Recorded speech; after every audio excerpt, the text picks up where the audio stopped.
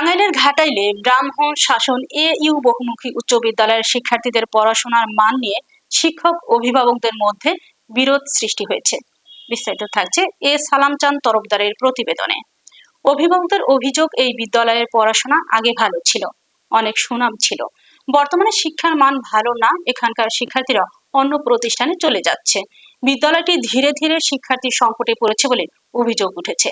বিদ্যালয়ে নিয়মিত পাঠদানের ক্ষেত্রে শিক্ষকদের অবহেলার কারণে শিক্ষার মান কমে গেছে। শ্রেণীকক্ষে পাঠদানের চেয়ে প্রাইভেট পড়ানোর প্রতি উৎসাহ দেওয়া হয় শিক্ষার্থীদের। এই কারণে ভবিষ্যতে বিদ্যালয়টি আরো বড় ধরনের শিক্ষার্থী সংকটে পড়বে। অভিভাবকরা আরো বলেন, শিক্ষার্থীর সংখ্যার তুলনায় শিক্ষক বেশি, তারপরেও শিক্ষার মান ভালো না, যার ফলে শিক্ষার্থীদের কাঙ্ক্ষিত পাঠদান ও শিক্ষার পরিবেশ নিশ্চিত করা যাচ্ছে না। শিক্ষার মান উন্নয়নে কার্যকর পদক্ষেপ নেওয়ার পাশাপাশি শিক্ষক অভিভাবকদের মধ্যে সমন্বয় বাড়ানোর দাবি জানিয়েছেন তারা। বিদ্যালয়ের প্রধান শিক্ষক মীর হাবিবুর রহমান বলেন, এসব সমস্যার পিছনে অভিভাবকদের উদাসীনতা ও বিদ্যালয়ের বাইরের অশুভ পরিবেশকে দায়ী করেছেন। তিনি আরো বলেন, শিক্ষার্থীদের পড়াশোনার মান উন্নয়নে বিদ্যালয়ের কর্তৃপক্ষ চেষ্টা করছে, তবে নানা কারণে পরিস্থিতি সামাল দিতে হিমশিম খেতে হচ্ছে। প্রধান শিক্ষক বলেন, কিছুদিন আগে বিদ্যালয় থেকে 50 জন শিক্ষার্থী অন্যত্র চলে গেছে। তাদের অনেকেই বিদ্যালয় থেকে টিসি নেয়নি এবং কর্তৃপক্ষকেও বিষয়টি অবহিত করেনি। এতে বিদ্যালয় কর্তৃপক্ষ বিব্রতকর পরিস্থিতির মধ্যে পড়েছে। আগ্রহ খুবই কমে গেছে। এখানে শিক্ষার্থীরা স্কুলে অনুপস্থিত থাকে বেশি, গার্জিয়ানকে চিঠি দেয়, ফোনে বলি, মেসেজ দেয়, কিন্তু তারা কোনো রেসপন্স করে না। ছেলেমেয়েরা অর্থাৎ স্কুল ভিত্তিক না।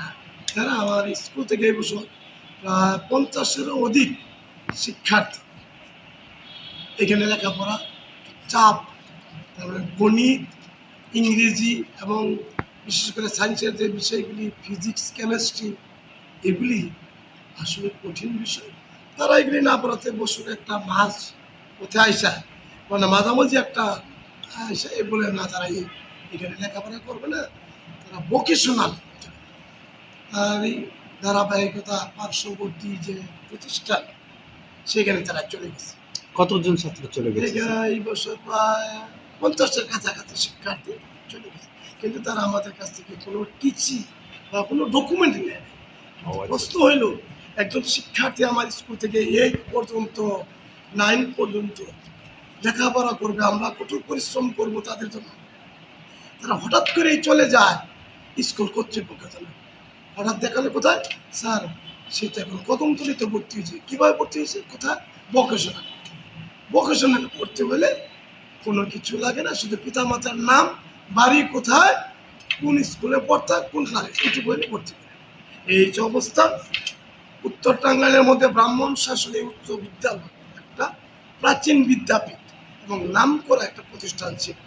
কালের বিবর্তনে এটা আস্তে আস্তে আমরা আবারও চেষ্টা করতেছি, দেখি হাঁটে হাঁটে পা করে আবারও সেই ফিরে যাওয়া যায় কিনা। আমরা শিক্ষক, অভিভাবক সকলে মিলে আমরা আবারও মানে অভিভাবকদের ত্রুটি নাকি পারিপার্শ্বিক? অভিভাবকদেরও কিছুটা উনি আছে, ওনারা আসলে আসেন, ডাকলে ওনারা আসলে, বিশেষ করে মহিলারা আসেন।